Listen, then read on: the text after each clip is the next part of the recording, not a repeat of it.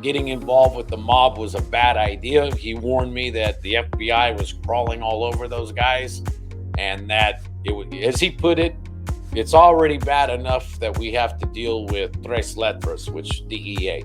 We already have to deal with the DEA. We don't need the FBI also investigating us too. And so I originally turned it down. I called my bro back and said, look, we can't do it, And he started reaching out to my other friends, youngsters that were also connected. Eventually, the way that it actually got started was I got a frantic phone call from him one day saying he sent a dude out west to hook up with somebody else. And the other guy flaked on him. He calls me up frantic, and I said, all right, bro, I'll see what I can do. I met his contact at a hotel near our airport out here, and got to know him. I looked around for it, and it was short notice, but the weekend that I spent with him, we had a good time. I trusted him on that, and I was like, all right, we'll see what we can do.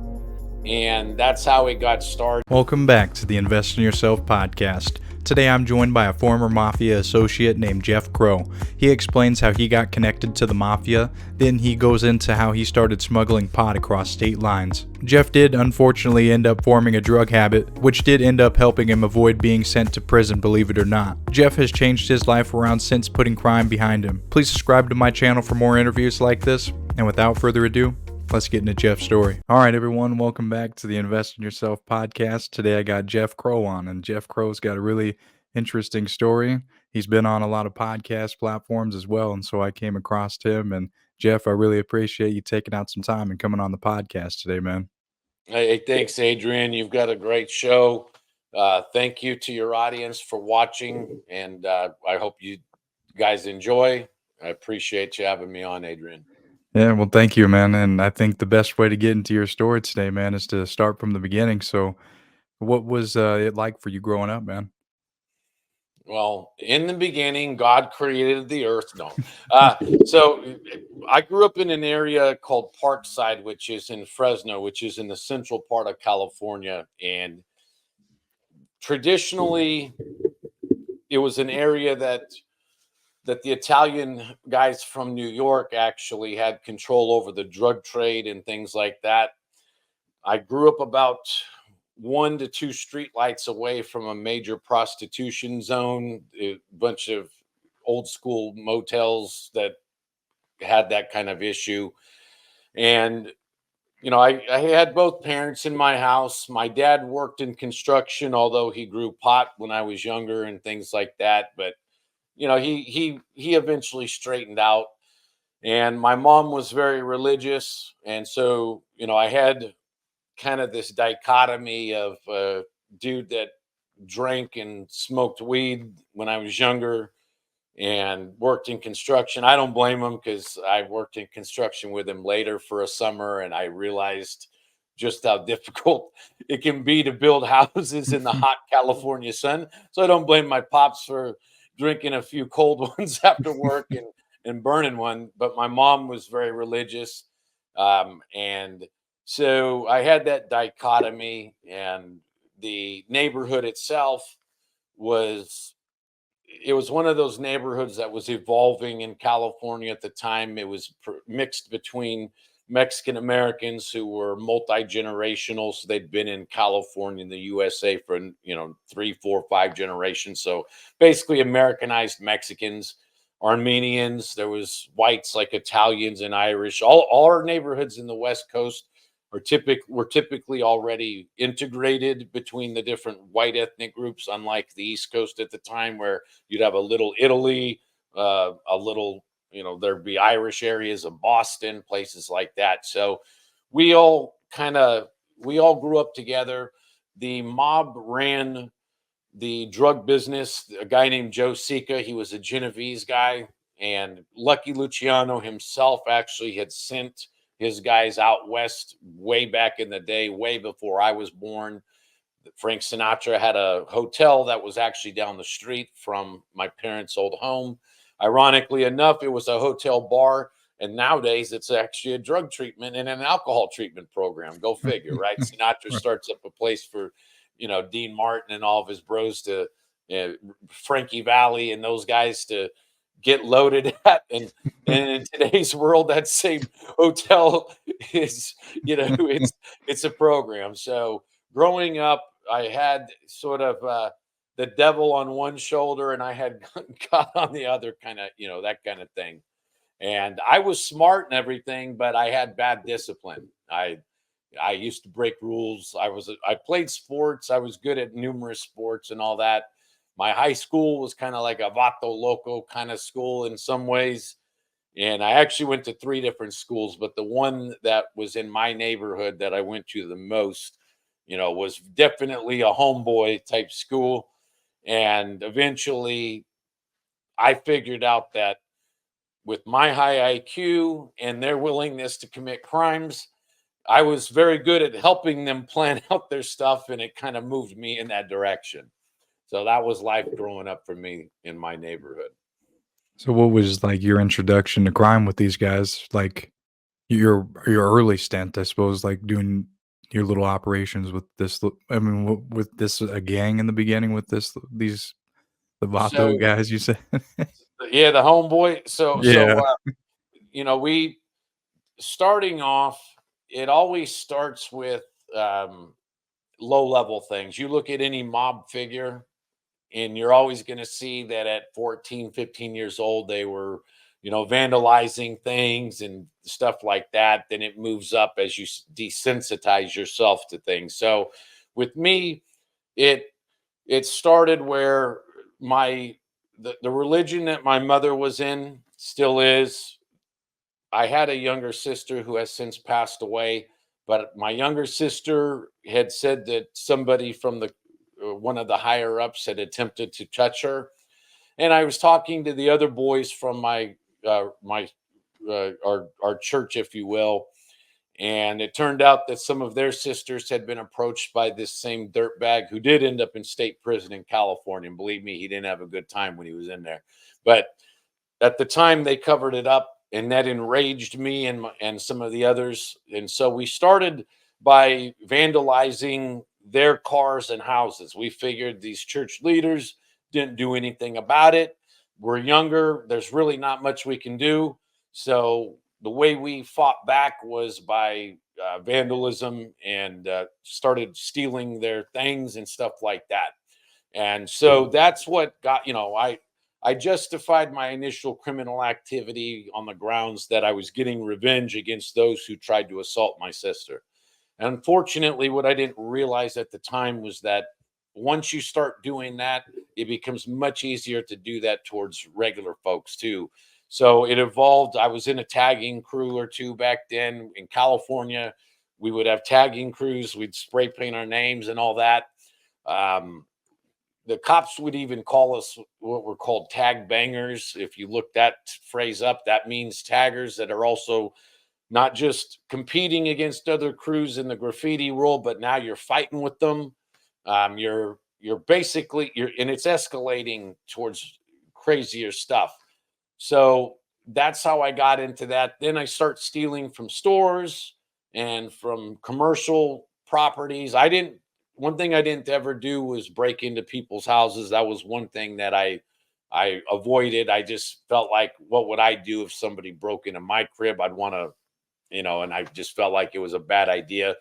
Started to steal cars. My friends and I, our area of California had the second highest car theft rate in America. Only Newark, New Jersey would beat us occasionally. In fact, ironically enough, we would look in the paper each year on USA car stats when they would come out, and we would see if Newark beat us that year. I had 2 to 3 years where, if you look it up, go look at the 90's car theft stats, and you'll see that my city led the West Coast.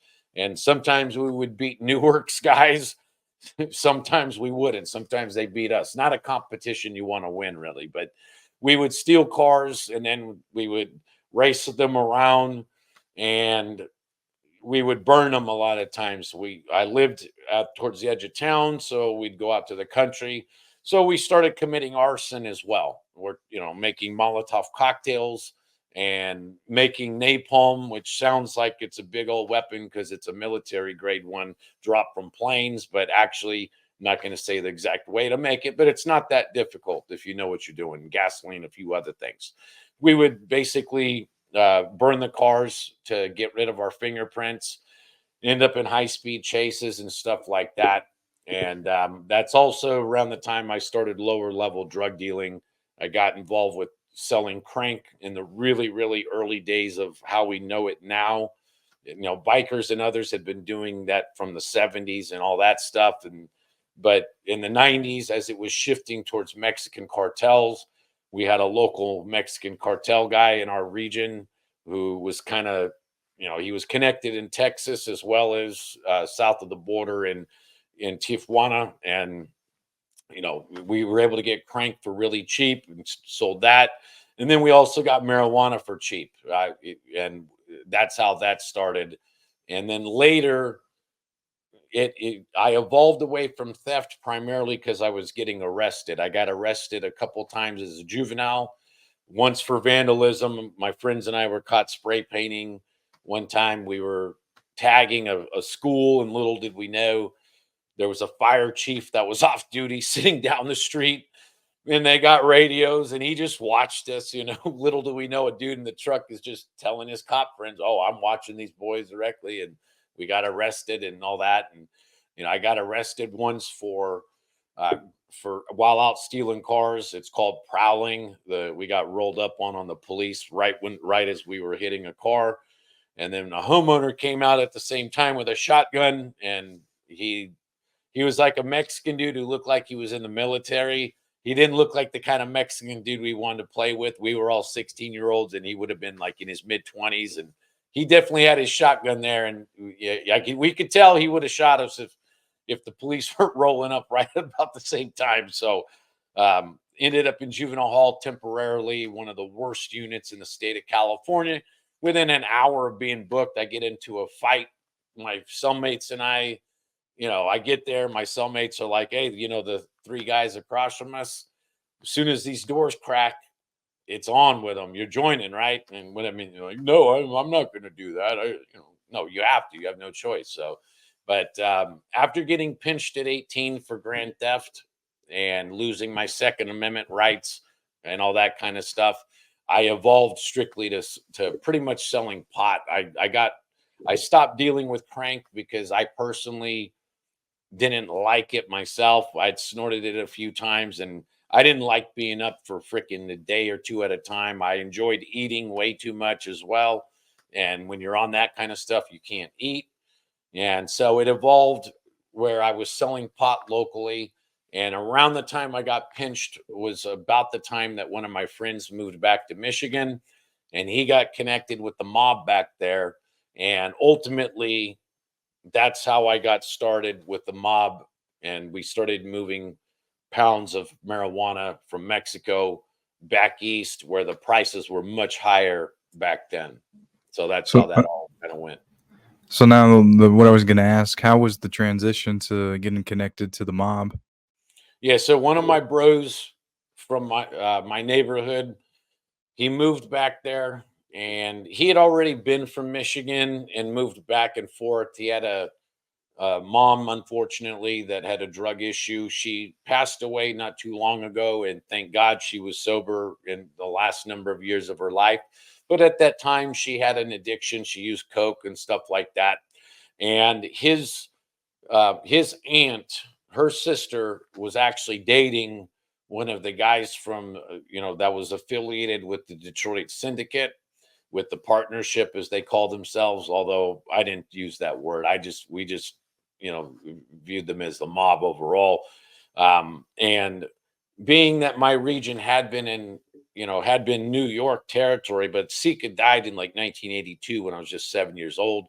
After that, the Genovese guys were pretty much gone. The Mexican dudes, the F-14, which is Nuestra Familia, one of the Mexican prison gangs, they had control of that region after that. They had always been working with the Italians as well, and Armenian organized crime too, because we have a lot of Armenians here. They had it, but then they broke down. The local Norteños, Nuestra Familia, broke away from the rest of them.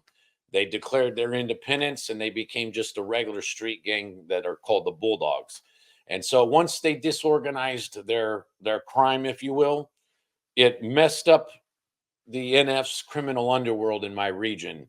And it pretty much left it where things were opened up again. And so the void was filled by other guys from out of state. Mobsters were always coming out west, anyways, because they could set up shop out here and in other Western states and pretty much run the show. They could set up in Arizona, they could set up in northern Nevada, they could set up in California. They had the place to themselves, and they would just work with local criminals and set up crews that way.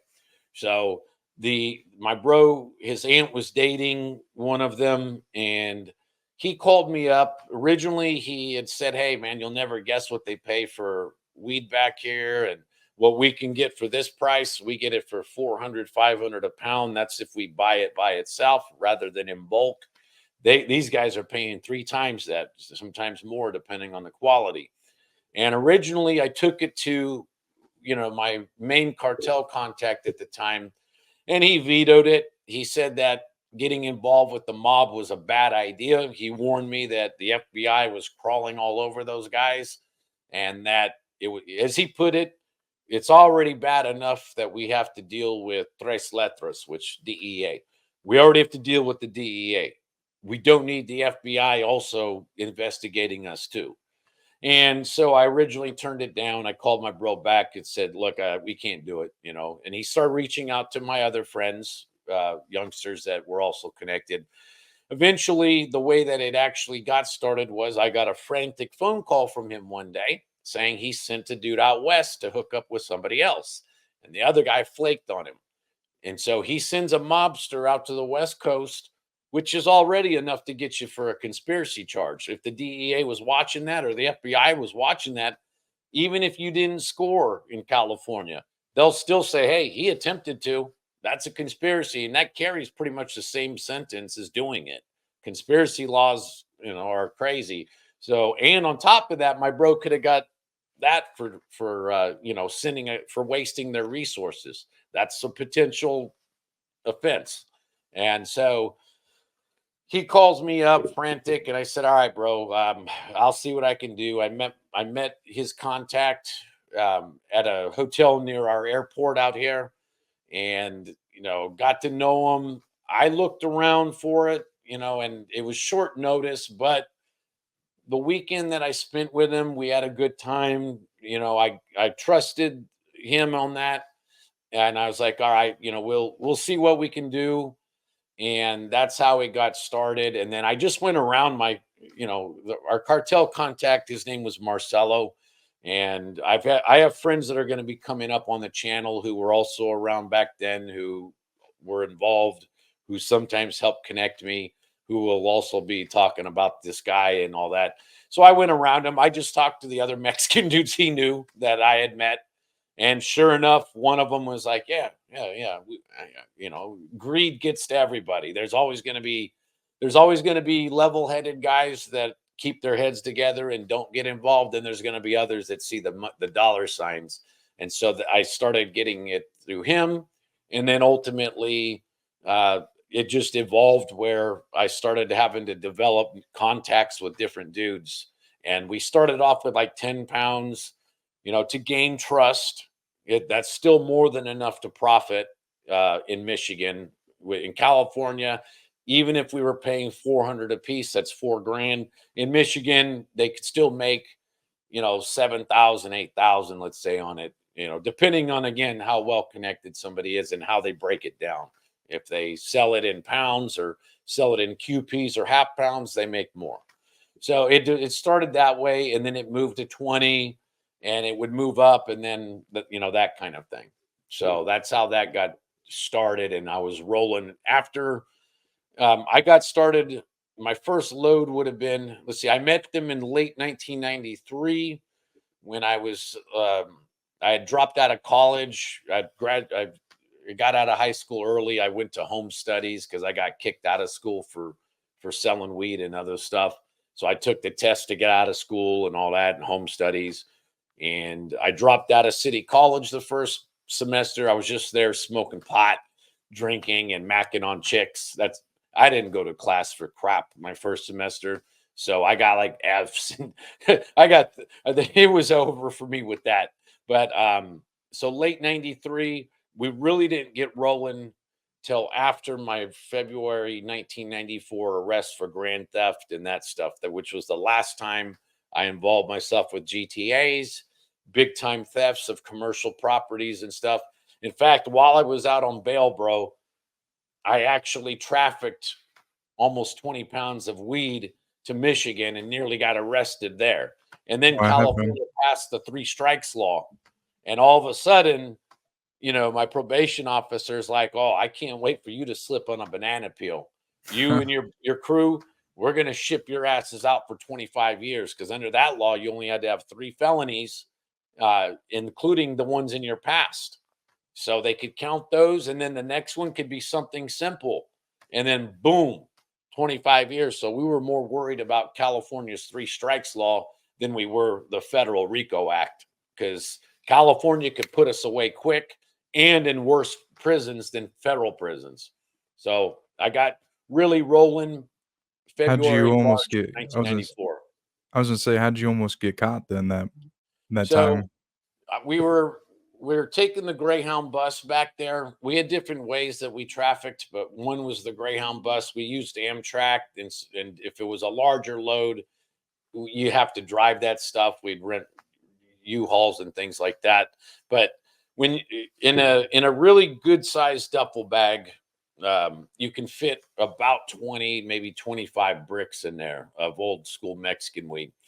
And myself and the first main contact I had back there, we're traveling on the Greyhound. We had done one test run prior to that where I took just 10 pounds down to LA, which is 4 hours south of me, just so I could get the feel of what it's like to actually have to be on, transporting a bit. And then he took it from there. Well, the first time that I actually went back to Michigan with a load, on our way in, we walked by two guys that I swear they looked like they were looking past us or through us. And the bus that we had been on had an issue a couple of hours out from Michigan. We got totally lucky. It was around Ann Arbor, which is like Interstate 94 in Michigan you can travel across the southern part of Michigan, east to west, west to east, right? So the bus had a mechanical issue, which messed up their arrival time. And when we got there, it was way later than it was supposed to be. And I'm walking by, I see these two guys that, just seem like they're looking around. They're looking at the bus numbers probably to see, is this the one? And so I walked right by them, and then my bro walks in front of me really fast, right? And he starts signaling to me like, move it, and he runs out the door of the Greyhound station. So I just ran too, and he runs straight to a cab sitting out there, which I did too as well. And he busts out like $100 bill, which back then minimum wage in California was $4.25. So minimum wage in Michigan, maybe $2 an hour. So $100 bill was a lot in 1994 there. And he just told him to drive, right? And just, he's like, bro, he said something like, my old lady is waiting on us. Our bus was late. I'm going to get dumped if we don't get there on time. Obviously, he didn't say we're trafficking and whatever. Once we finally got away, right, and drop off the load to a house over there, I'm like, what the hell was all this about, right? He's all, bro, we were set up. I'm all, how do you know that? It's not like the cops freaking tell you in advance we're setting you up, right? He's like, we walked by, I think he called it the Big Four, which was a drug task force, DEA and Detroit PD and Michigan State cops and all that. They for the people out there who do this stuff, you need to realize that state troopers and others they man these stations. Amtrak, Greyhounds, all the places in the Midwest and back east know to look for guys from California and Texas and Arizona and the border states. They know damn well a lot of drug shipments come that way. So anyhow, he was right, because when I left Michigan the next day, I'm on the bus waiting, and two agents walked up to me and said, "Hey, we need to see your ID." And I said, "Well, I don't have an ID. I don't have a driver's license. I'm just 18 years old, and there's no law that says I have to have a driver's license." And they say, "All right, let's see your ticket then." And so I had no choice but to show them my ticket, which I had bought under a fake name, and I bought it to Los Angeles rather than to my home city. And they looked at it and they're like, "Oh, so you're an LA boy? Okay, all right." And they left it at that and walked off. And I'm sure when I got back to LA, they had agents from the LA office scoping me out to see where I was going to go from there. But yeah, I was out on bail, and I had to be in court like the next week for my grand theft charges and everything. And bro, in California, it's actually a felony itself to go out committing crime while out on bail. So it's actually an extra felony just to commit a felony while out on bail. So, the DEA or the FBI easily, they had to have told the prosecutors in my case, "You'll never guess what we almost caught him doing." And so they were pretty quick to, they didn't like me at first. I'll say that. They didn't like me at first. So, but that's how I nearly got busted that time. Did you end up going on, like, getting off the bus, or, like, what'd you end up doing? How did you get off the bus without them finding you when you got to Los Angeles? When I got to LA, what I did was I had met a couple dudes on the bus who had hopped on like around Phoenix or so. So the bus routes home from Michigan take you, the Greyhound bus, at least back then, takes you south through Ohio, through Western Ohio, Cincinnati, all those cities into Kentucky, and then through Little Rock, Arkansas, and into Texas, which Texas seems to be the longest damn state to have to freaking drive through. It seemed like we were in Texas forever, right? Through El Paso. And in El Paso, actually, I got to get off the bus for a layover, and I'm near the US Mexican border, and I'm looking at Ciudad Juarez right across, from El Paso. And all of a sudden, this gunfight starts between two groups of Mexicans, bro. And for like 30 minutes, there's no cops or nothing. I'd hear pop, pop, pop, pop, pop, and then pop, pop, pop, pop from these guys, and pop, pop, pop. And I'm like, bro, they would never tolerate this in California. And I asked the border patrol agent, I'm like, "Is this common?" He's like, "Oh yeah, we don't even pay attention to gunfire and see that wars anymore. We as long as bullets ain't flowing our direction, right?" And you go through along the Mexican border, partway into New Mexico, and then it goes into Arizona. So some dudes hopped on in Arizona that I could tell smoked pot, because one of them smelled like weed, and I had a small amount that I had kept with me for me to smoke. Although we weren't supposed to be smoking weed around, and I sure enough didn't smoke pot around any of those old mobster guys at all. That's a big no-no. They see that as just as bad as heroin or any other drug. So but I could smell weed on the dude. And he said, "Bro, I'm from San Pedro, which is a city next to Long Beach. It's in LA." And we had a 3-hour layover in LA. We got there like at 11 p.m., maybe midnight. And he's all, "Bro, let's go walk around and, have a few drinks or whatever." I was only 18, but there's all these bars in downtown LA where it's owned by Mexicans that don't speak English and stuff. They don't give a crap, bro. They didn't ID me back then. I've had a few drinks or whatever. And then I hop back on get back to the Greyhound station in time to leave at 3. And I bought my ticket at the last minute. And what I did was I bought my ticket further north than Fresno. Further north would be like Sacramento, our state capital, or Modesto, Merced, one of those kinds of cities, right? And it hits Fresno, my city, at like 6 a.m. And there's a layover, and I walk out with my luggage, and immediately I ran to a cab and did the same kind of drive this way, drive that way. And I got myself back to my old neighborhood, and I hopped the fence to the house of some chick that I knew. and I woke her ass up at like 6:30 in the morning. Like, hey, I need to chill out here for the day. And I just, hung out with her for a few hours. We weren't dating or nothing. She's just some chick. And so I don't know what if how well they've monitored me, but we did lay low for a minute after that. We had to, we used to do certain things to try to throw them off on the phones that we assumed would be tapped, like our home phones and even payphones near our houses. A lot of those mob movies, they use payphones. I didn't trust payphones myself. I assume that if they're not tapped for me, there's other dealers all over my area that use those phones too. So somebody's going to be listening to these calls in general. And I don't trust that the FBI or the DEA are going to follow the Constitution and only track one guy. If they tap a phone, they're listening to fricking everybody. They'll go into court later and argue to the judge they had the right to do it, and then maybe get told by a federal judge, sorry, but that's unconstitutional. I didn't trust them at all when it came to that. So we would hop on phones we assumed were tapped, and we'd be like, yeah, hey bro, I can't be doing that more. I got shit to do here, Cali, blah blah.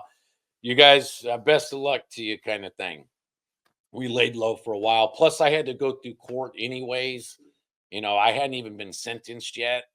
And I got probation in that case, and then they required that I go to college or get a job. I either had to work 40 hours a week or attend school full time. And both my Mexican friends here, Marcelo and others, as well as the mob, thought it was a good idea for me to go to school, and so I did too. I was not going to go work at McDonald's for 40 hours a flipping week back then. I was already making good money selling weed locally and all the other stuff, and going to making $4.25 an hour to flip burgers wasn't what I was, no way, but I did get other types of part-time jobs just to have some kind of above board income so that I could buy some things without it. You can't be buying assets if you have no job, but I took 12 units of school, which is 4 classes, 3-unit classes at the same city college I dropped out of. And I did much better because I was told if I got below a B average, I was going to state prison, which in my area means Wasco and then Corcoran. Corcoran at the time is where they had Sirhan and Charles Manson. So it gives you an idea. Corcoran is not a fun place. Some of my friends have been sent there. And Corcoran's halfway between LA and Fresno. So all the LA gangs are there and all the Central Valley gangs are there. And so it was a war zone. Nothing short of a war zone. My bros that went there were like, bro, you got to knife up from the very beginning. Once you get there, you got to be ready to throw down. And there's riots. That was the same prison, by the way, where they had that scandal where the guards were putting rival gangs into the same yard, and then they'd sniper the freaking winner from the towers. It was called Gladiator Days. They'd pit black dudes against whites were called woods no matter what race we are. They'd put a white dude that's well built out into the yard by himself with a black dude from LA who's a Crip. And then if you got to throw down, they put Southern Mexicans against the Northern Mexicans. And it was so bad the FBI actually had to bust the Corcoran prison guards for that stuff because it was a blatant civil rights violation. And none of the inmates would help the FBI, even though they were the ones being set up, right, to do the fights and getting killed or whatever. When the FBI tried to get California convicts to help testify against prison guards, they told the FBI, F off, that's ratting. We don't rat. Even if we're the ones being set up to be murked, we don't rat. So, I had to get a B average or better. Otherwise, my ass would be going to Corcoran like my bros. My co-defendant in my case, he decided to do the 40-hour week job thing rather than college, which he failed at. And then he got caught violating probation a couple more times and stuff, and he got shipped out. He ended up in prison 3 times, I want to say. He's out now and doing good, but, he learned the hard way. So we laid low as far as the mob was concerned. I needed to get sentenced first, see what I could do and not do.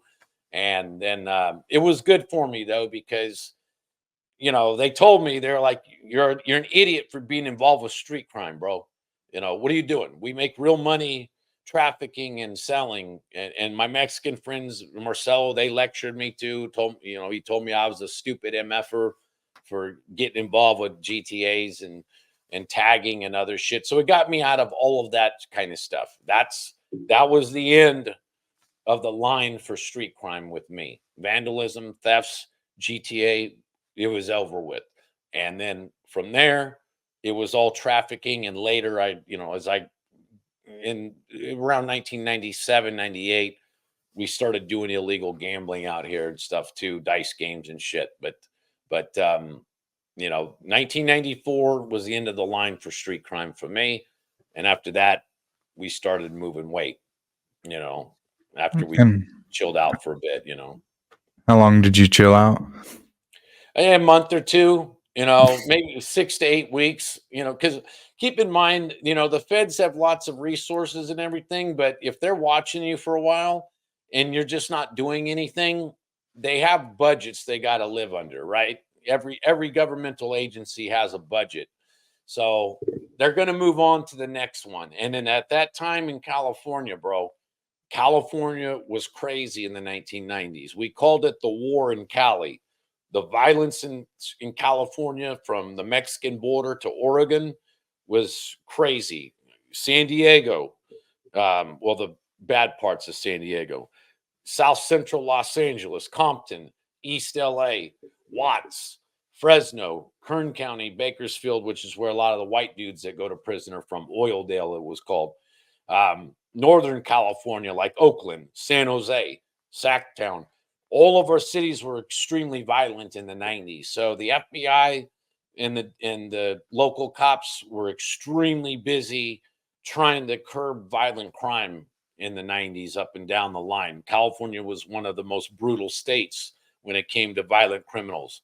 And like I said, even we all referred to it as the war in Cali. And we went from, I don't know, 7 prisons or something in 1992 or 3 to like 20 something within a couple of years. Then the 3 strikes law started filling it up.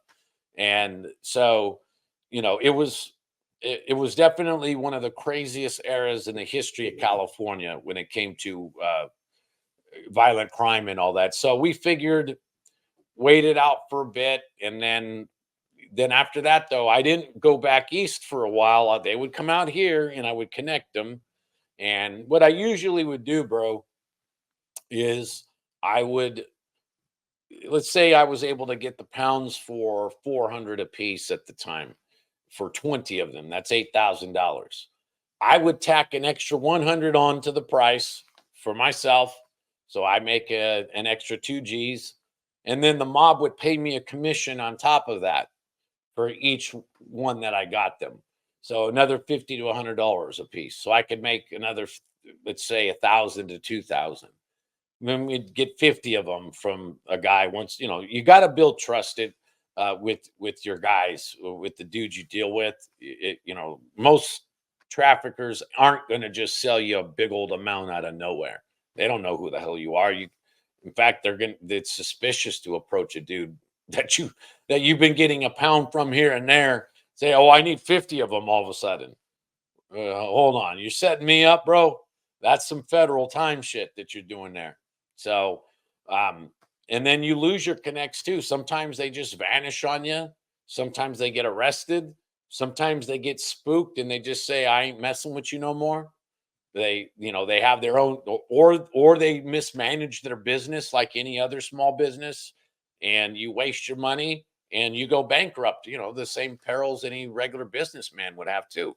Then you got to start over, and then you got to redevelop this and that, and then so I didn't start actually moving it again, leaving the state for, I'd say, another 6 months or so, roughly. And also, I've been back to Michigan, I'm going to say 5 to 6 times, but we also started doing things like meeting in Colorado. I would take Interstate 80 from in Northern California through Nevada, through Utah, into Colorado through the Rocky Mountains, and I would meet them in Denver, which is on the other side of the Rockies. And they would meet, they would have their people meet me there, and then we'd pass our bags or whatever over to them. We also used Amtrak. We would use sleeping cars, and me and one or two other dudes would pack the bigger duffel bags, that you can package again about 25 pounds roughly into those, sometimes 30. But you just got to wrap it still. You got to vacuum seal it. When we started doing that, we started vacuum sealing it. So keep in mind, you got to package it up, and we would use spices and other stuff to try to disguise the smell. We did different things, and put clothes around it and whatnot. And so we would meet in the Midwestern states, Colorado. Sometimes I'd meet them in like Des Moines, Iowa, and then they'd take it the rest of the way. With Amtrak, the Amtrak trains are comfortable up through Chicago. East Coast Amtrak trains don't have nearly the amenities that West Coast ones. And the reason why the West Coast Amtrak trains have better food and things like that is because there's scenery. You pass through Utah, you see these really beautiful parts of Utah that are, you've seen the areas where guys like to motocross at and stuff like that. The Rocky Mountains, the Sierra Nevadas. So they're more touristy, if you will, whereas the East Coast trains are more for getting you from New York to Washington and whatever. In Chicago, they have a huge train yard there where they get different. So we would take Amtrak's to Chicago, and then we would fly back. We used airplanes sometimes, believe it or not, but contrary to popular opinion, there's really not that many drug sniffing dogs at most airports. Most of the dogs that are there to sniff for bombs and stuff like that. And if you your luggage, if you check your luggage in, you got to be careful, because if a baggage handler picks up a bag and it feels way heavier than normal clothes and stuff, then we were more concerned actually about baggage handlers stealing our stuff than reporting us, quite frankly, with any of them, right? But you can, if you put it on a plane and you check in the luggage, you could have your stuff flown to a city, and then we'd get out and we'd have them drive the rest of the way through Michigan. And I'm serious, if anybody can look this up, most dogs at these airports, they're not for drugs. They do have some, but usually they have to really know who you are. They don't sniff everything. They do sniff most luggage for again, explosives and stuff, because that's a terrorism issue. And especially in the 90's, they didn't, and we learned that a long time ago, that you could use airports. We would go to LAX. We'd take the loads down there sometimes, have some chick hop on the plane, put it in there, and boom, fly it back to like O'Hare in Chicago. And then the Detroit guys would meet and pass the stuff on that way. So we had a few different routes that we did it. But I didn't go back to Michigan for quite a while. I want to say about 6 months roughly. I got really spooked after that. It messes with your head big time when you start to realize that, hey, bro, I'm already in trouble in California. I'm on probation now. I'm not even supposed to leave the state, actually. That's a felony itself to leave California when you're on probation, right? And I had feds nearly pick me up, back there. So I did a lot of more middlemaning stuff than I did moving stuff. It wasn't until later that I felt more confident.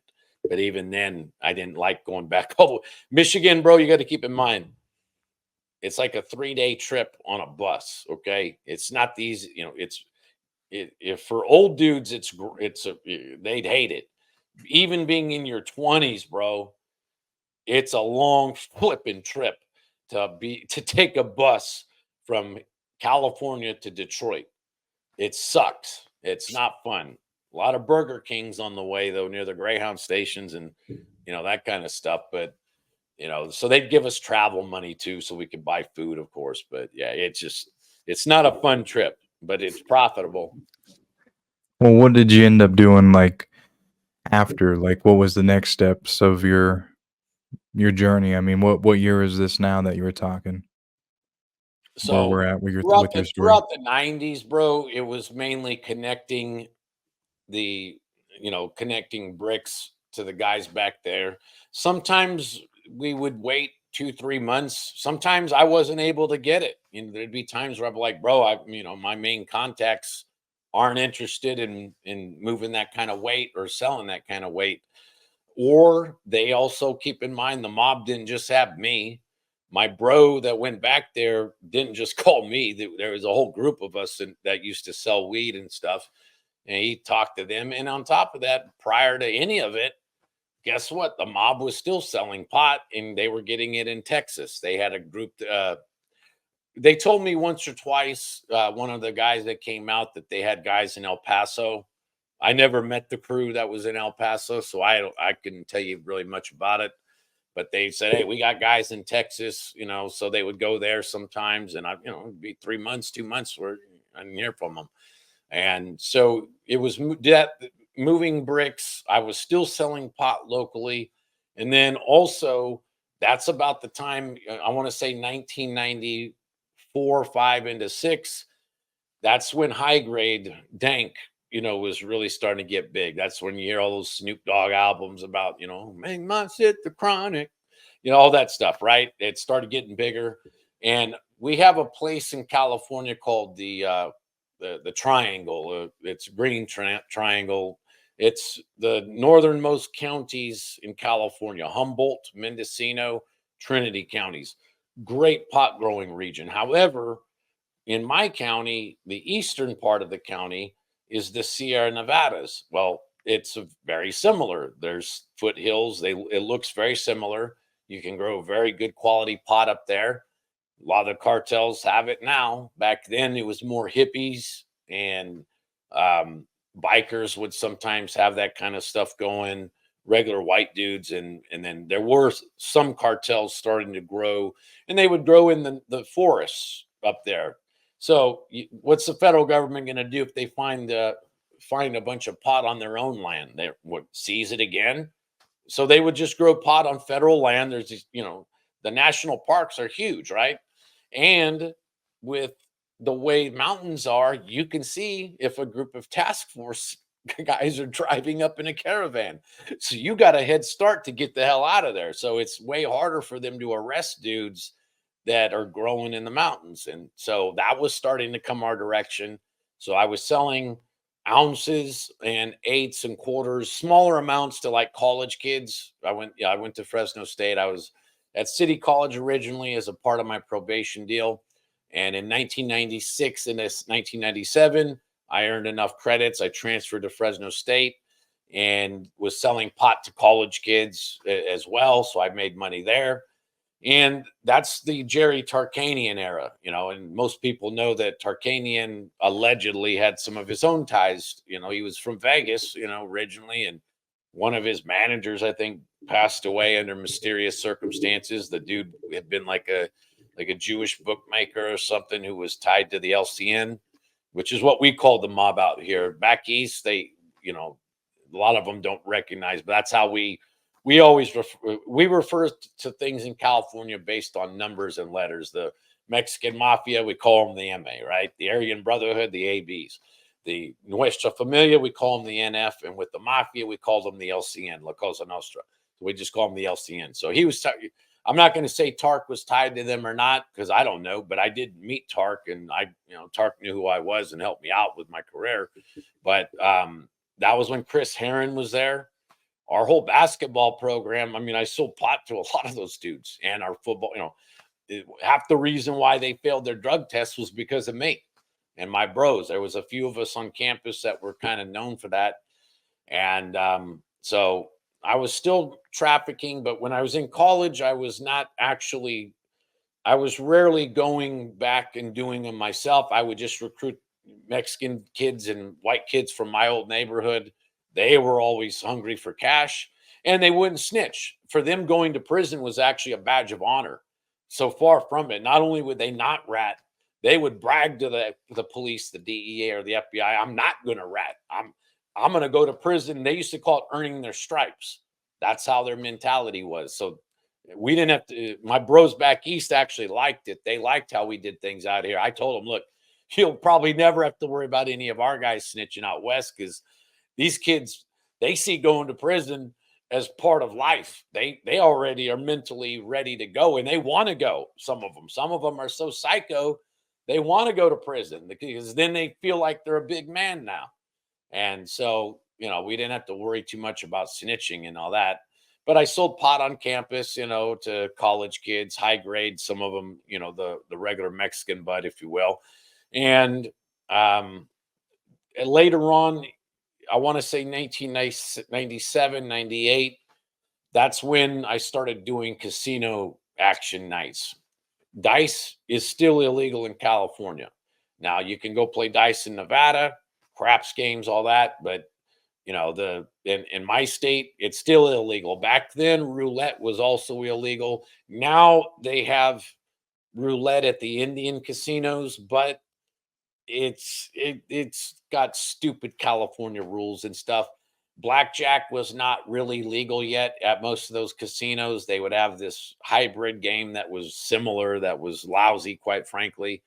But we started, I got a hold of dice tables. You could get them in Nevada, but also you could make one. Things like that. If you knew a guy that's good with construction and carpentry, they can make you one. You just buy the craps mat, and you can buy the materials for the outside wall to make the dice bounce so they tumble and all that. And you can order chips that are custom and from Nevada. So we started doing dice action nights. I'd have nights where I would have like regular business dudes show up, but then I'd have nights where I would invite all kinds of ballers. I'd get coke dealers from the campus and other guys that sold pot, and I'd get them to drop their money on my dice tables. It was like, the mob showed me how to do it, and to this day, bro, I could tell you every flipping bet and the odds. I learned that game up and down. 1.41 or the is the percentage on a come out roll. Freaking the horn bets pay 30-1, and although the odds are 36-1, meaning it's in the house favor. I learned all the bets, and I'd have a few tables going, and then we would do those like at different houses and take the tables over to houses. I did it at my crib a few times. I rented a house near my college, and I had like a hot tub and a pool, and chicks freaking from my school would be walking by. Hey, you want to hang out? And I'd have a full bar. I had a full bar at my house, that kind of stuff. And, yeah, okay, put on your swimsuit, let's go chill. And so I did it at my house a few times, but a lot of times we would do it elsewhere. We nicknamed our casino the RC, the Rolling Casino. That was just what we called it. Come out to an RC night. That also happened to be an old tagging crew name, but it was actually one of our rival tagging crews. They didn't call themselves Rolling Casino, but RC was that. Ironically enough, was a group that I didn't like when I was younger as a tagger. But again, I don't look the part now, but that's because I also graduated from college with a couple of degrees, and I have 2 bachelor's degrees and an associate. So I professionalized myself in life. Being a racketeer or a street criminal, it does not pay in the long run. So for those of you out there doing that kind of stuff, I'd suggest you find something to fall back on, because you will need it. Yeah, and that's what we'll get to once we wrap up like the downfall of your street career. We'll get to what you did and what you switched over to and what you're at now. I mean, let's go into your downfall now, because I believe it was getting into having an addiction, right? And that was really what brought you down and really overtook your whole life, right? Well, yeah, basically, bro,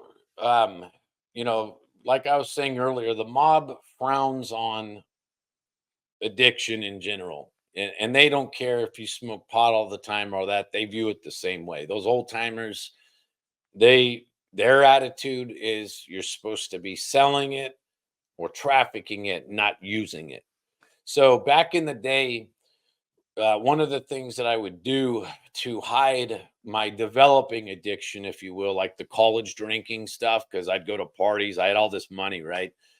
From my activities, I'd freaking buy high quality liquor and all that, and I'd get loaded at fraternity houses and shit, stuff like that.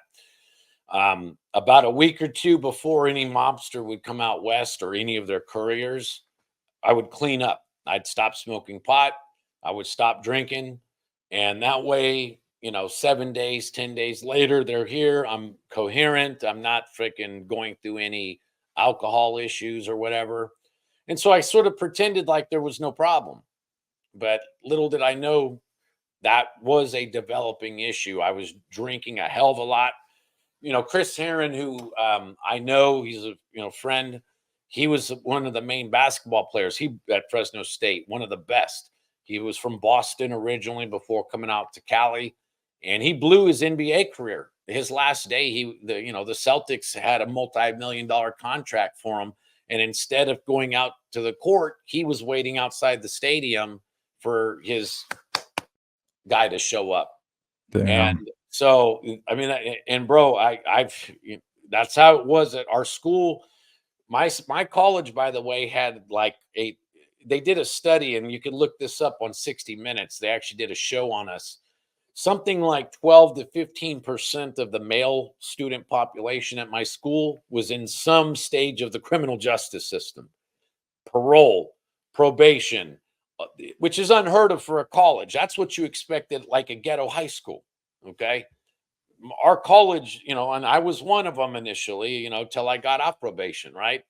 And, a lot of us, I hate to say it, we were from those environments. And I would clean up before the mob would come out here, whatever, so, and I was fooling myself into thinking that, well, if I could quit for that. Now, I was only stopping because if I had shown signs of addiction, this is what could have happened to me, because that's how they solve addiction problems. If any of their guys get addicted to stuff, they become degenerate gamblers, we'll say. They'll stop messing with them. Nowadays they just shelve them or whatever. But back then you could get that for that. Alcoholism, that's heroin use, definitely, because heroin addicts are the easiest to get to snitch, because all the cops got to do is throw you in a cell, and 2-3 days later, when you're going through extreme detox, you'll say anything to get out of there. Well, I started popping pills towards 1998, 1999. It would be like Vicodins and Norcos and stuff like that, right? We would do things like I'd pour a shot of Kettle One vodka or Absolute or whatever, and I'd throw a pill in there, let it dissolve slightly, and just stupid stuff that I regret now, that I wish I wouldn't have done. And I was already planning on leaving it all behind around 2002, roughly, because that was when my graduation date was set. And, Tarkanian had introduced me to, his political friends, Armenians that have a lot of power here.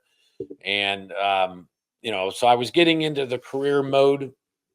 Unfortunately, though, the pills and stuff became oxys at a certain point. It evolves from Norcos and Vicodins to morphine pills, which are a little bit stronger, because you start taking too many Vicodins. Well, I could just take one morphine instead, or two. And then it evolves later. Then Purdue comes out with OxyContin 80 milligrams, the old school ones that could be crushed up. Guys would snort them, shoot them, do whatever, right? When you break them up, it's fast acting. And that was, I want to say 1997 is when they first came out. I don't know the exact year, but they were already out when I got started. And so I started using those. I thought it was a great feeling. I got really lit up the first few times, like, wow, dream world. Woo, woo, woo, And then when I first tried to quit, after doing a bunch of them for months or whatever on end, I realized just how screwed up it is. Your body temperatures goes up and down. You go through sweats. You can't sleep for days on end. It's just a hellish feeling coming off of, and oxys are basically legalized heroin, just happens to be pharmaceutical grade, maybe one or two little molecule differences so they could get it through the FDA and the DEA and make it a Schedule 2 drug rather than a Schedule 1 like heroin is. And essentially what they did was they bribed the politicians to legalize it. And then they started pushing it on doctors to get them to write these out. And back in the day, I had friends that could get those. Some of them would scam Medi-Cal. That what they would do is they would get their grandparents to, who were on Medi-Cal to get a bunch of them prescribed. So the state's paying for them, and then they'd go sell them on the street. They'd take grandma and grandpa's meds, give them one or two so they can pass the drug test that you have to take drug tests typically when you get those kinds of meds. Your doctor will hit you with a UA. So they'd save one or two. And the day or two before grandma and grandpa goes to the doctor, here's a pill real quick. Take one. And the next day they take a urine test. Oh, well, looks like you've been using your meds. And all right, no problems. Yeah, everything's fine. Meanwhile, they're selling them for, 30, $40 a pill, whatever. Now with me, I was able to get them cheaper because of my business and all that. But I started messing around with those. And then when I tried to quit, I realized just how tough they are to quit. And it started a process that after 2000, after I was done with all the traffic and stuff, I left the mob stuff behind. And the Detroit mob was really winding down as well around that time. They had a big bust in 1996 called Operation Game Tax, where the boss was brought in. And he basically was the only mob boss in America that was able to get a 1-year sentence on a RICO case because probably they probably corrupted the judge, to be quite frank. While these other mob bosses, John Gotti and the Chin and these others are getting these life without parole, he gets hit with a RICO case and he's in court just chilling like it's nothing, right? Because he knows it's somewhere, I'm not going to accuse him of anything, but it's awfully fishy when the judge sentences you to only 1 year for RICO. Okay. And he didn't snitch on anybody, but hey, they corrupted their system back there. However they did it, they did it. Not my business, nor do I care.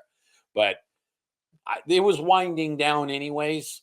And they had Chaldeans, which are the Middle Easterners that live in Michigan, that whole area. They were also involved with it.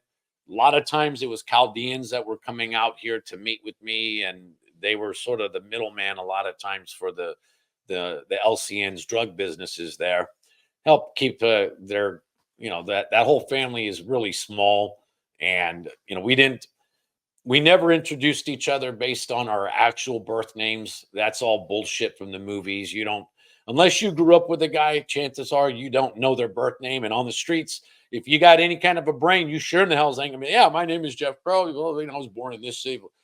Somebody snitches. Hey, guess what? This is where he's from. This is where, the FBI, they're going to take them not long to track that stuff down, right? So we would introduce ourselves based on street names or whatever, things like that. It was winding down, but my addiction was winding up. And unfortunately, I had stashed all this money, right? I as a general rule, I kept most of the drug activity money out of the banks. I didn't trust banks. I believed as though I knew people who worked at banks and they told me that, oh, we report suspicious transactions all the time, especially cash. And it ain't just that $10,000 thing either. Now, 10,000 they have to report. That's mandated. But if you're putting 6 G's in $100 bills consistently, they can still report those too. Those are, if a teller thinks it's a suspicious transaction, they're going to report it. And you could be in deep, deep trouble. That'll put you on a DEA radar screen real fast. And so I didn't really trust them. I used to stash the cash. And what was happening was the money that I had stashed away was going right back into the system, so to speak. It's going back to pill dealers all of a sudden. Or I would buy high grade weed and I would trade, I could get high grade pot for, good rates. And then I would trade it to them and make no profit off of it, but I would get my meds. And I had I want to say at least about a 3-year, 4-year run with that kind of stuff. And it again, it it was reversing the progress I had made in the 90's. And without the mob there anymore to put me in line, that's when it fell off the rails. That's when the wheels started to fall off. If I had been around the mob still, or cartel type Mexican dudes, let's say, throughout that time, I would have forced myself to quit. I would have gone through the DTs because, again, their solution to their solution for your drug problem is a one-time solution. They'll end your drug problem permanently. So without them in place anymore, bro, to keep me in line, you know, guys I respected and really believed would take me out if I got hooked and showed signs of addiction, if it fell off the rails, for me. And I used to stash money. One of the things I did was I stashed my cash in the Sierra Nevadas, right? In the mountains. I knew how to, I had my ex-wife who I was seeing at the time as a girlfriend. Her parents lived up there. Her dad was also a good pot grower, so he'd grow and I'd sell the weed that he grew. Um, there's rattlesnakes up there and California black bears and mountain lions. And the way that I saw it was, Bloods, Crips, and Bulldogs and Asian gangsters and all that. They're not going to go rob me if they have to go walk through an area that might have rattlesnakes to go get the cash.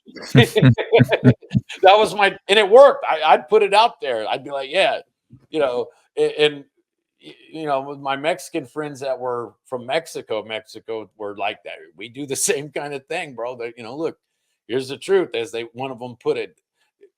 California Bloods and Crips ain't trying to mess with California black bears. Okay. They're not trying to mess with California mountain lions or California rattlesnakes.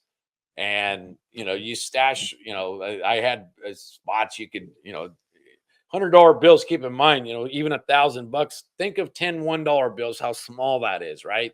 So it doesn't, you don't have to have a whole lot to have a whole lot, right? You stash it in the right area. And I'm like, yeah, I'd put it out there. You guys, anybody that wants to, I'd tell dudes that were in gangs, any clown that thinks they're gonna jack me, yeah, go ahead. I'll drive you up there. We'll drive up to the mountains, and you can go grab the money. See the field with all those weeds? There might be a rattlesnake in there too. I don't know. I ain't crocodile fucking hunter. You get to be, though. You want to be a crocodile hunter? That old Australian dude that died that used to, put snakes up to his face and, hey, how you doing, Mighty? Look at this beauty. You want to be croc hunter, you clown, you could fucking do it. I'll take you there, though. It worked. I never got jacked. I never got jacked. The most I ever got taken for were guys who I'd front small amounts to that didn't show back up. But who cares on that shit? That was my view on that, bro. So what ended up happening with your addiction? Like, it got pretty bad and then you overcame it, right? Yeah. Well, ultimately, so I hit a point. I got married in 2004, and I was still using oxys at that point. And it was roughly there's a huge anti-marijuana case out here that the FBI was the lead agency of, called Operation Green Speaker, which happened in the middle of 2005 is when the bust started happening, I want to say. The operation started in February of 2005. There was I quit oxys right around Christmas time of 2004, I want to say, because I had been married for less than a year. And my now ex-wife at the time, she obviously saw me go through detox number of times. And, on top of that, we were planning on having a family. And at the time, my ex-wife was getting really pissed off about it, as she should. during the time that I was a racketeer, she sure had no problem taking my money, though, and going to the Indian casinos and hitting them slot machines, or me taking her to Vegas and her racking up, throwing $100 bills in the slot machine. She had no money, had no problem spending all my drug money as much as possible. She had her own drinking issues and all that, but alcoholism is nothing compared to opiate addiction. Alcoholism can be bad, definitely, and some alcoholics will disagree. But you try getting hooked on opiates, and then you tell me which one's easier to quit. I would rather have to quit alcohol than opiates any freaking day, especially hardcore ones. So around Christmas, roughly, is when I really started to try to take it serious. And the first 3 weeks of that is just hell on earth with detoxing. Like I was saying earlier, you're trying to sleep, you can't. You're tossing and turning. You could have the AC down to 65, 70 degrees in the house, right? But yet you're sweating up a storm, right? Your body temperature goes to this extreme hot, and then 5 minutes later, you're down to extreme cold. It messes with your glands, all kinds of stuff, right? And then, the first week, you're not going to get, you'll be, I was popping sleeping pills, and I was getting an Ambien prescription, which ultimately bit me in the ass later too. But you start taking other meds. You take gabapentins, you start taking clonidine, which is a blood pressure med. You'll start messing around with Xanaxes and shit, hoping that will help you. You'd try anything to get freaking sleep when you're coming off of opiates, okay? And the first week or so, forget about it. You get an hour here and there, and then it's draining your mind. You start hallucinating because you have lack of sleep. And I didn't get my first decent night of sleep, I want to say, till I want to say 2.5, 3 weeks later. And that was like 5 hours, bro, where I could actually say I slept and didn't wake up. And I went through it. My ex-wife would make me soup, stuff like that, do all she could and everything. And I got lucky though, because on January 31st of 2005, I was off of it enough to, I still was selling pot locally for, throughout that time, but not nearly as consistent anymore. My addiction got in the way of that too, quite frankly.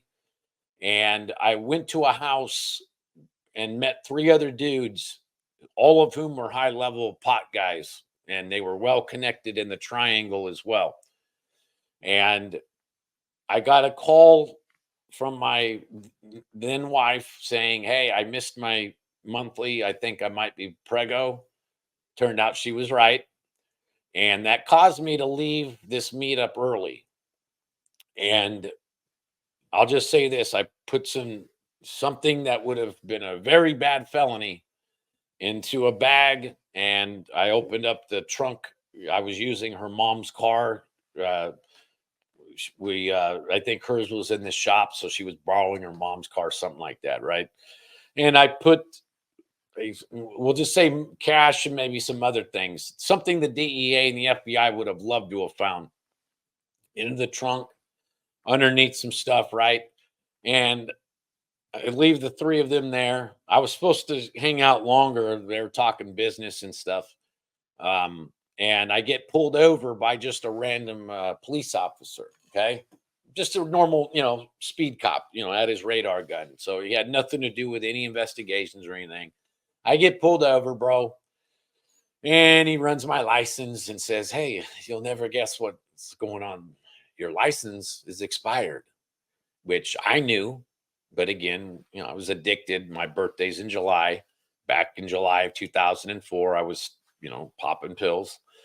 And like a lot of pill poppers and others, you flake. You don't do your responsibility stuff. You don't go get your license renewed on time. Well, I'll do it another time when I feel better, that kind of crap. And he's like, and back then California was way more strict than it is now. Nowadays they wouldn't care. They'll just write you a ticket and, tell you to go call somebody who has a license to drive it away. Well, back then they used to tow your vehicle. They were real strict under the 3 strikes era.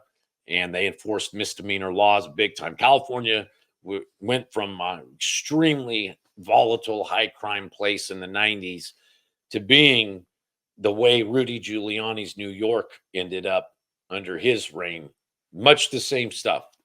A lot of dudes went to prison, and truth be told, it did clean up the streets a lot. My old neighborhood was safe for regular people, by the late 90s for sure. Anyhow, I get pulled over, bro. Don't have my license. He says, "Look, man, we got to tow the vehicle." And then I said, "Hey, I had already been used to police searches by then. When you're trafficking, keep in mind, like I said earlier, state troopers and feds, they monitor those stations. They're allowed to go on Greyhound buses and Amtrak buses and do basic baggage checks if they suspect one of the passengers is carrying. I've been in situations where I've had weight on me where Vegas PD or the Denver cops or the cops in Iowa would come on the buses and demand to they'll ask you, where are you going? What's your purpose of going there? So I got used to having to keep my cool with police officers. I got used to it from that. And so I was like, my first thought was, I don't give a shit about the car being towed. I can always pay for that later. But what's in the trunk? I cannot let them find that. I will go to federal prison for this. And so I told the police officer as he was writing my unlicensed driver ticket, and this is on my record. Anybody that looks up my record will see I was pulled over January 31st of 2005 near a house that later was involved in a federal indictment. And I told him, look, you can see this is my wife's mom's car, because he had the registration, obviously. And that's her name, blah, blah, blah. And I go, look, man, my wife has like her panties and other stuff in the trunk. Look, bro, I know you got to take the vehicle and everything, but I don't want some freaking tow truck company guys sniffing her underwear and, shit like that. And he kind of laughed and was like, okay. He's like, I understand that. I go, would it be okay to just take her personal effects, put them in a bag, and then I'll call for a ride? And he's like, yeah, no problem. And so he opened up my trunk. He had the keys and clicks the thing. And he's writing the ticket and he's looking at me, and I go, bro, I'm not some dangerous criminal, nothing like that. I'm just some college grad and blah, blah, blah. And, but he was looking at me as he's trying to write the ticket. Right. I grab a grocery bag, right? A paper bag. And I'm putting stuff in really, really slow and waiting for my moment. I'm looking over, and it seemed like the damn cop would not stop looking at me, right? And the moment he got distracted and turns his head, I grab, it was like a Taco Bell bag or a McDonald's bag that was rolled up and yay big. Put it into this paper sack, and then I threw some towels over it real quick and grabbed the last of her stuff and just stuffed it in there, right? And then I set it down and I'm like, hey, officer, yeah, that the rest of it, yeah, no problem. Just, and then I had a cell phone by then. I didn't use cell phones during my trafficking days. I didn't trust cell phones either. I used to hack into people's regular cordless phones in the 90s, people who had cordless phones in their houses. I said this on Cinnamills and Soft White Underbelly, but back in the day, I figured out how to get car-mounted CB antennas and mess around with them, modify them in such a way that they could make contact with certain cordless phones inside regular people's houses. So that way, and I set it up with a handset, and I would actually be able to call out from some innocent person's house and make drug phone calls from some dude's phone who had no clue I was using it. That's what I did primarily to stay off the DEA and the FBI's radar screen. The only way they would have been able to get me on that is if a surveillance van was actually following me, watched me put the mounted antenna on my car, see that I have it connected with coax and all that to a phone handset, watch me dial out and figure out which house it's connecting to, and then they use their own antenna to connect to the same house and listen at that exact moment. So I didn't trust cell phones either. During that traffic stop, I was like, "Hey, officer, I'm not getting a signal," even though I was. There's a payphone across the street. There was a convenience store across the street, and I'm like, "Can I just go over there and call for a ride? You've got the car keys, you've got my license, and everything. Obviously, I just need to get home." He's like, "Sure, no problem." So he's finishing writing my ticket. I pick up the bag that I just put my stuff in and my now ex-wife stuff. Walked across the street and I called one of my bros, and I left the bag at the payphone and walked back across the street. And I just wanted to keep the damn thing away from the cops. I didn't give, it costed me, I don't know, $800 to get her car out or whatever. But little did I know, but Operation Greenspeaker was already starting, which was a federal investigation. My bros of the three that were there, all of them got arrested in Operation Greenspeaker. And the dude whose house it was became an informant.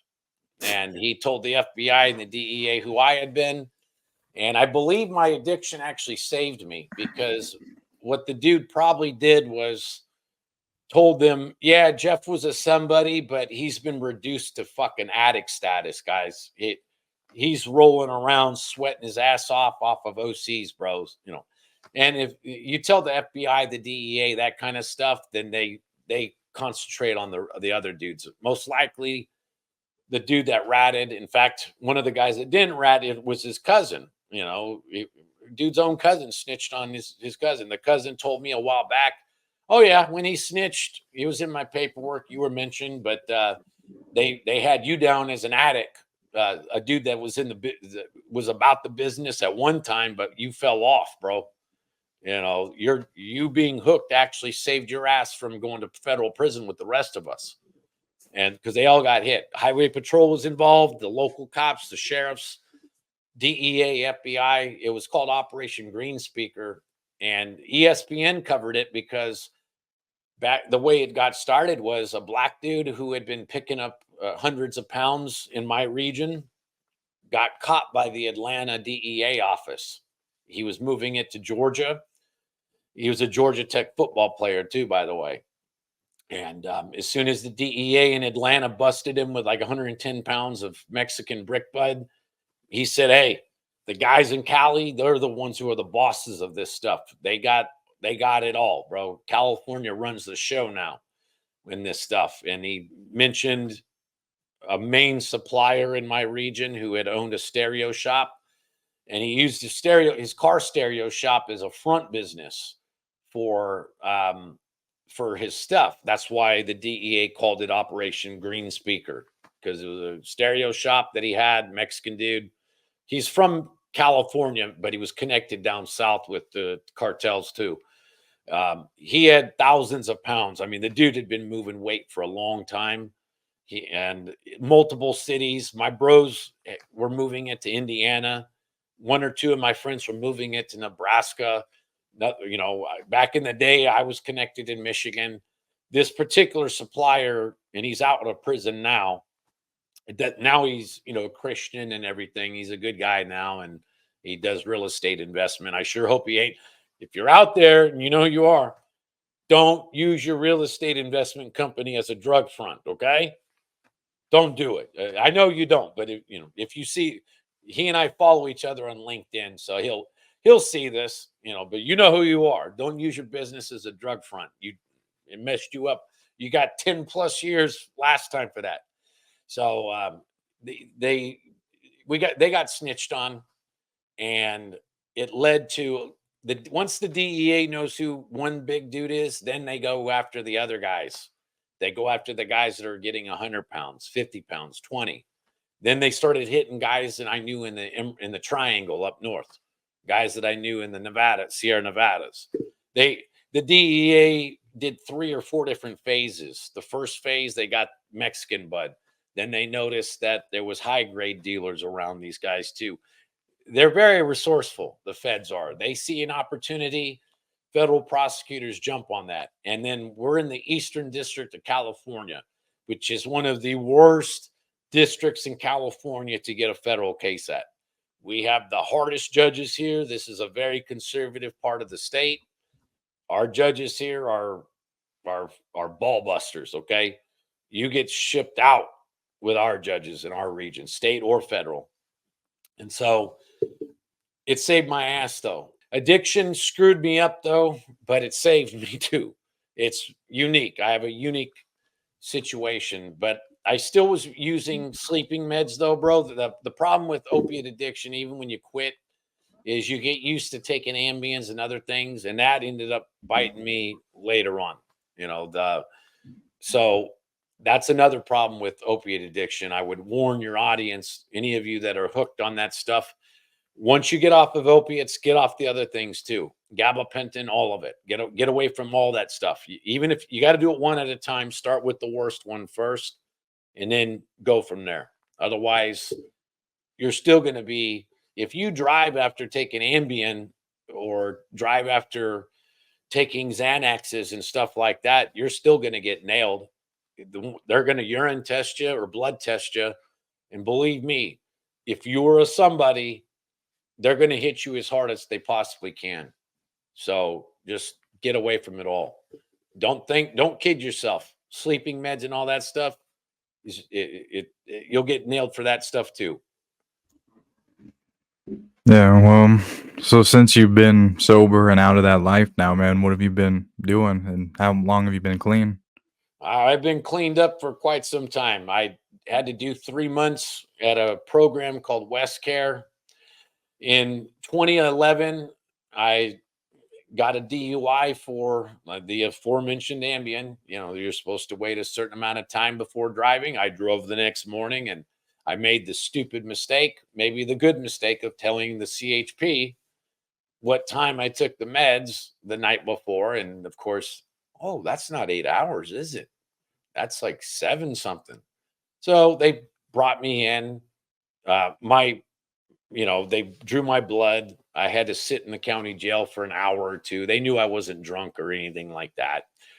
And in fact, the picture I use on my profile for my show shows my booking photo, and it helps prove I was a somebody because on there it says FBI ID.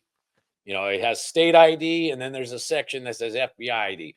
Believe me, if all you have is a DUI, you don't have an FBI ID number.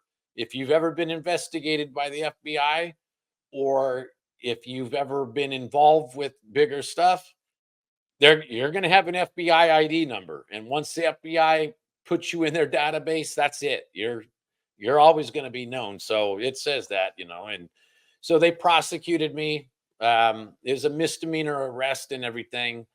And then they motioned to move it up to felony status once they figured out who I had been. Again, my past came back to haunt me. I spent a fortune, including some of the money I'd saved up from my mob days, the last of it almost, on lawyers. Again, the money goes right back into the system, folks. You're either going to get a federal arrest and they're going to seize it that way, or they'll get you with other stuff and you're going to pay that money back. You ain't going to profit from the drug world, and you ain't going to profit from the mob world. That money's going to go back into the system. Addiction, arrest, things like that, incarceration. You're never going to, you're not going to rob the bank and walk away with the money, so to speak. Okay. It's going back to them somehow. So I fought the case and it got reduced back to misdemeanor status after spending a fortune and a bunch of hearings. So I did 90 days at a program where they didn't allow you to use any medicines, sleeping meds or any of it. You could barely use Tylenol there. And it was good for me. I was in there. This is 2012 when I had to do my 90 days for the state. And at that time, California was doing what's called realignment, which was they were taking prisoners and putting them into programs to serve out the last of their sentences, and the federal government too. So this program was not the Betty Ford Center. Okay. This program was level 3 and level 4 California offenders. These are high medium is level 3. Level 4 is maximum security. We're talking guys from San Quentin, from Corcoran, from Wasco, from Pleasant Valley, or as they call it, Unpleasant Valley, from Calipatria, which was a hardcore prison back in the day too. I think they shut it down now. I met guys from there.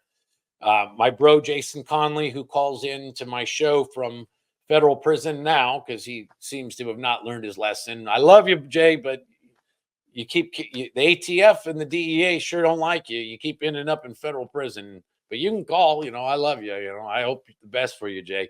Great stories from prison too, but him and others, federal guys, we were all in there. It was basically a program where nothing but state prisoners and federal guys were all in there finishing up their time, or guys that had been higher level get sentenced to. It wasn't that bad. We got to sleep in hotel sized rooms instead of that yoga mat that the county jails use, for the beds.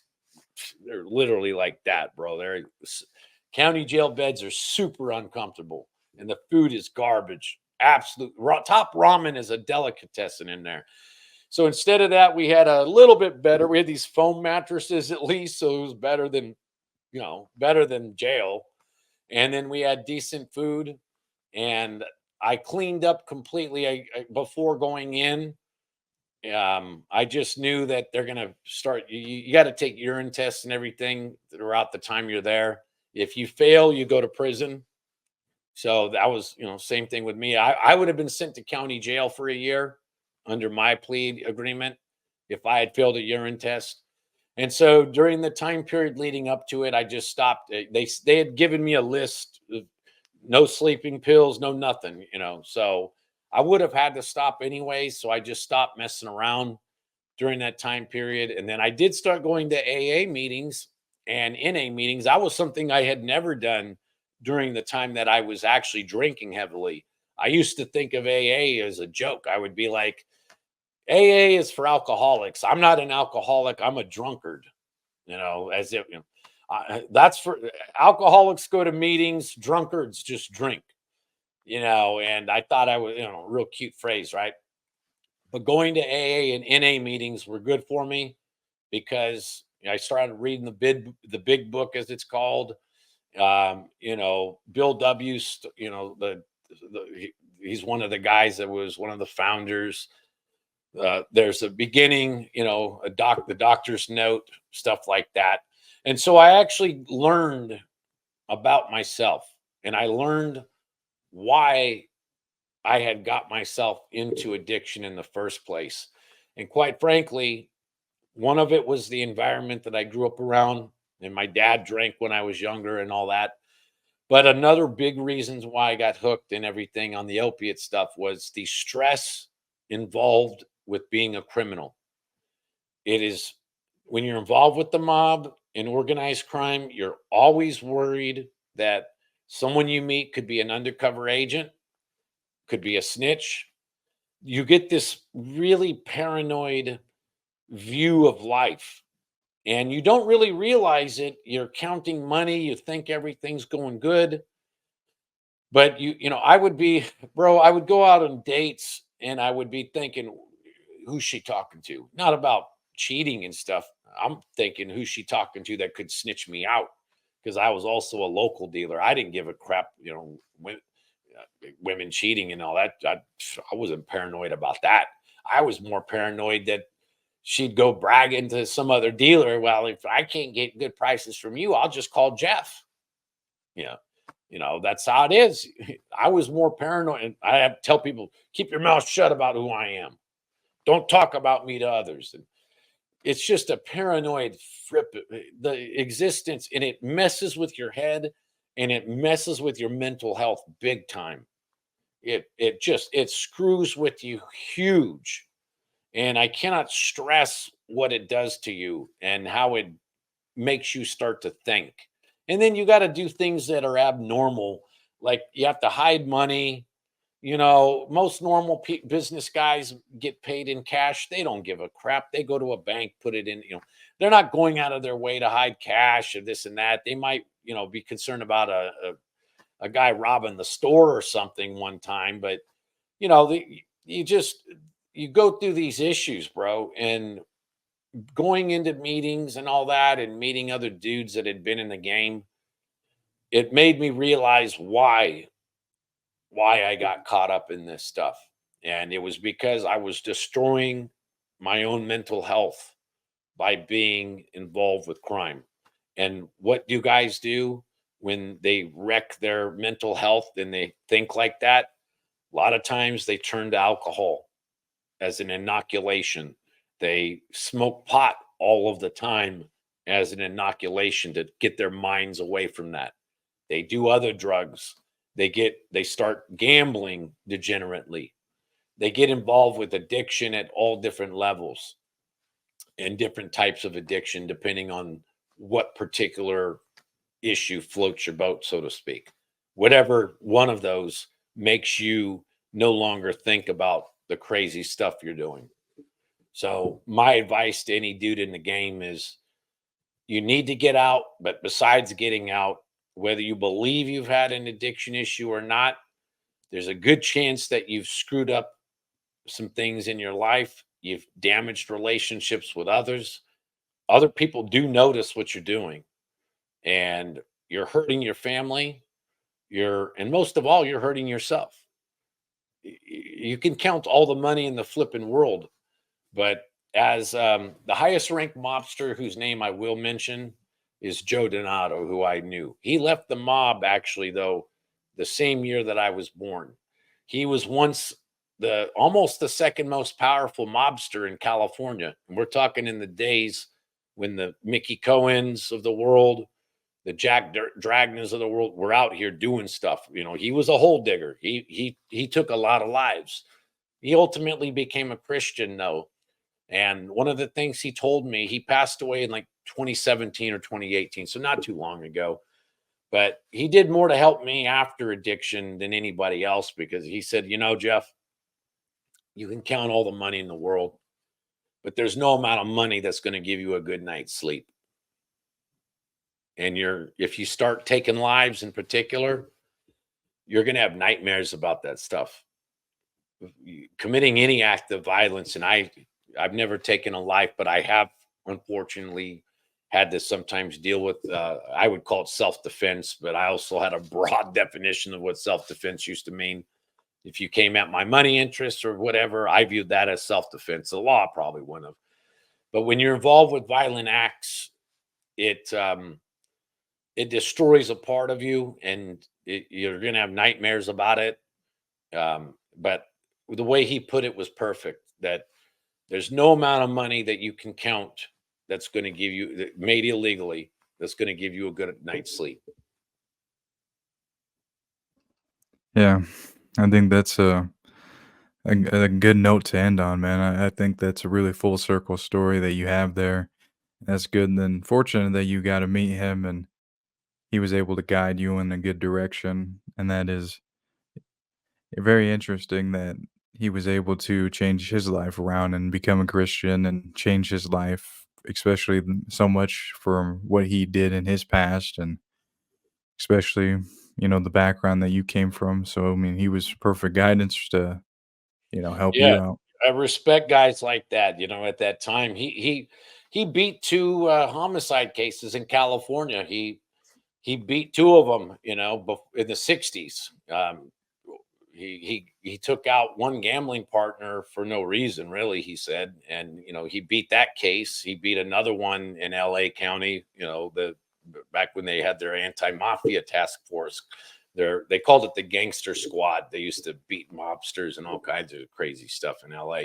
But he went through that stuff. So I respected him and respected what he had to say. He was the kind of guy that I would have listened to years ago, in the criminal world. So when he's telling me, get away from it all, or I was already, away when I was really getting a chance to talk to him. And so now, I have a business and I do quite well. I live in a nice home. I don't have to look over my shoulder. My daughter absolutely adores me. My daughter is a Christian, and she is, she saw what I went through, and she doesn't even like drink or not. She's never even tried cigarettes. Even, if she's 18, at her age, I was in the courts already, for crazy stuff, right? My daughter saw my example, and she respects that I came from that life and that I got away from it. And she was one of the reasons why I got away from it, because during the time that I was going through my last criminal case in 2011, 2012, I was also going through divorce with her mother. And I had to do supervised visits because I was going through a serious criminal case at the time, and all that stuff. And my daughter was young. And the first time that I got to see my daughter without being in a supervised visit, she was in second grade. I had missed all of her first grade years, other than paying $100 an hour to see her 8 hours. Whatever, this was like $800 a weekend to see my daughter supervised while I was going through the courts and getting all that hashed out. First chance I had to see my daughter without anybody around us, I picked her up from school in second grade. She's a 7-year-old at that point. And I asked my daughter, now that we have a chance to actually talk again, what have you been doing? And she said, Daddy, every day and every night I prayed to Jesus that your life would get better and I would have my father back. So my Wow. daughter saved me. My Yeah. daughter was praying daily for me the whole True. time. It And, worked. yeah, absolutely. So in no way would I ever go back to any of that kind of stuff.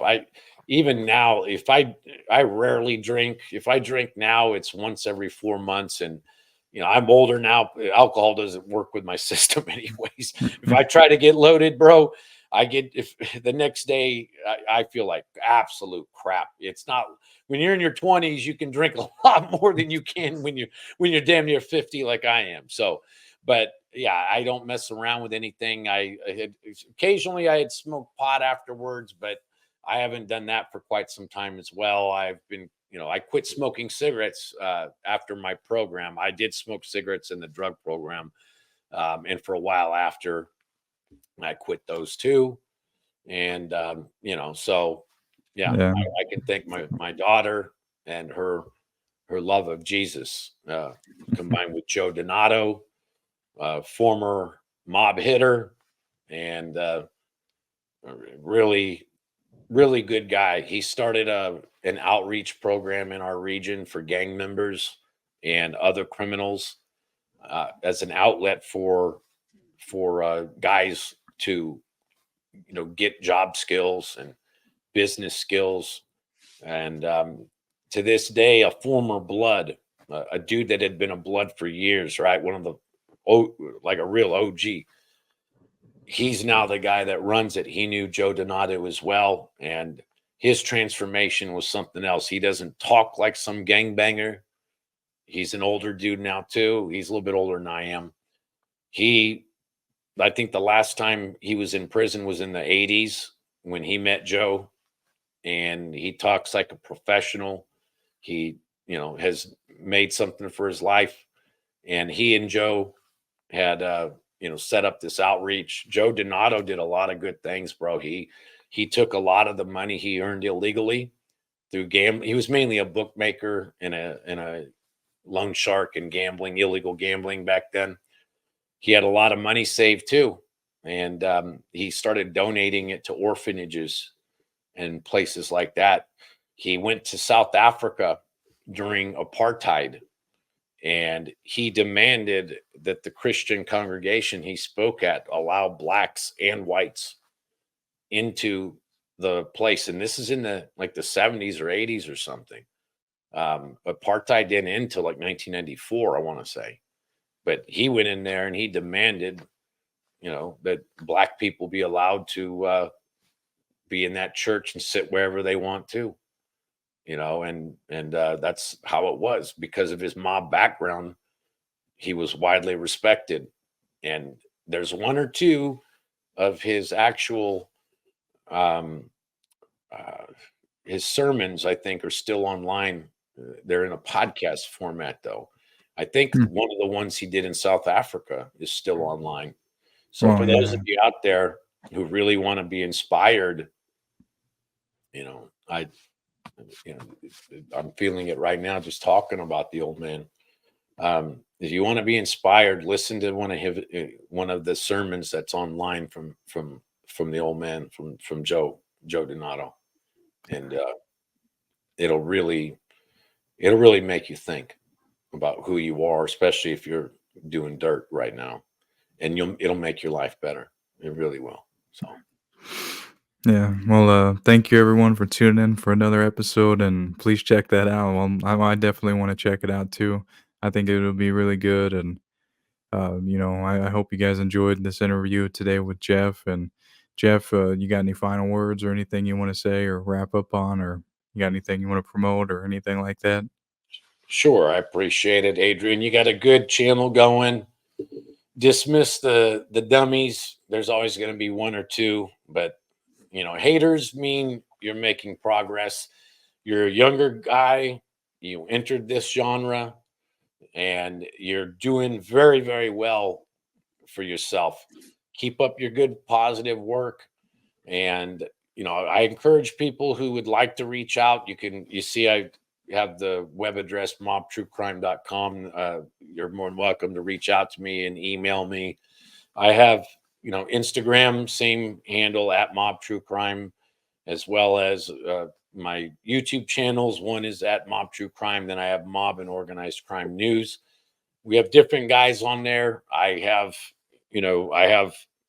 guys that have been Crips, Bloods, a lot of guys in my age group and older that are also reformed. So, regardless of your ethnic background or racial group or religious group or whatever, there's going to be somebody that you can definitely relate to.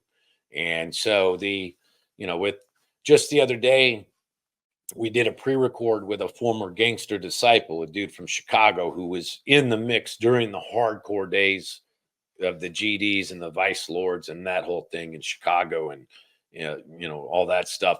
And I have a partner that I do some of this stuff with. Gene Borello's on the channel too, of course, but I have a partner who grew up in LA and Fresno. But he lived in like South Central. His name's CEO Rod Johnson. He worked for Freeway Rick Ross, the major coke trafficker. Rick Ross is also one of my bros. He's going to be coming on the channel. And so we have, and then Melvin Farmer, one of the first Crips ever. OG Pyru, Ayatollah Marv is his name. Original Blood. We just had him on the other day. And so, again, take it from the older dudes. And I'm going to say guys that are north of 40, 45 years old, especially because we grew up in what we called the war in Cali. There's guys from New York that, New York was no joke, especially back then in the 70s and 80s. I've never been to New York, but New York, I know, had that reputation too. Chicago's always been crazy, and unfortunately our cities are going back to that. But look us up, and we'll definitely do what we can do for you. Thank you. Yeah, well, thank you everyone for watching. Jeff has quite a heart-wrenching story. It took him a lot to get to where he is today. A prayer can go a long way. His daughter did the best thing he could have ever asked for. Please comment any key takeaways that you got from this interview with Jeff. Please share it with anyone that you think will enjoy this type of content. Hit the like button if you enjoyed today's podcast. Hit the notification button if you want to get notified when the next podcast drops. Hit subscribe if you want to continue to get more content from me. If you want to continue to watch more of my podcasts now, hit the Invest in Yourself podcast playlist button that's going to pop up on screen now. Thank you again so much for watching, and of course, we'll see you on the next one.